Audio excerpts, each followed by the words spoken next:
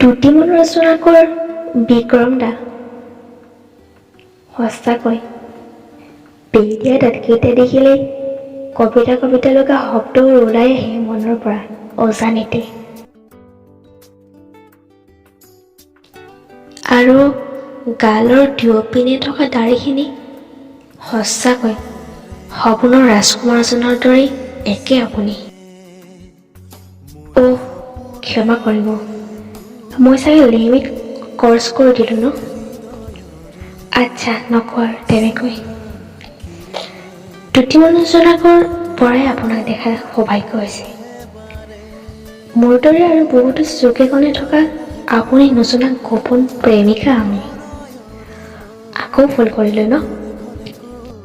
ভুলটো হ'বই, আপোনাৰ এক্টিং দেখিয়ে আমিবোৰ হৈ পৰিলোঁ বলীয়া চঞ্চলা প্ৰেমিকা।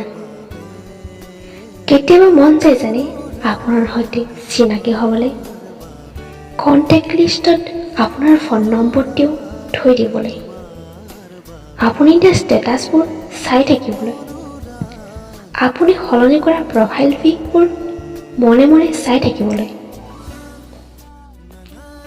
মইতো নাজানো আনৰ দৰে ছবি আঁকিবলৈ, নহ'লেতো আপোনাৰ ধুনীয়া মুখখনি মই আঁকি দিলোঁহেঁতেন।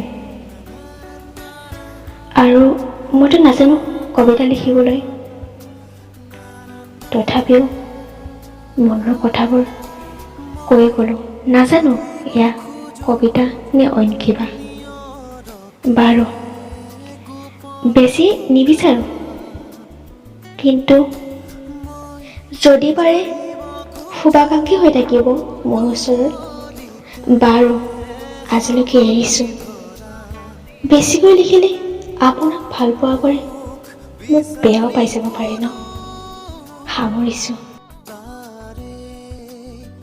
মাজতে ৰৈ অনুৰাগ তোমাৰ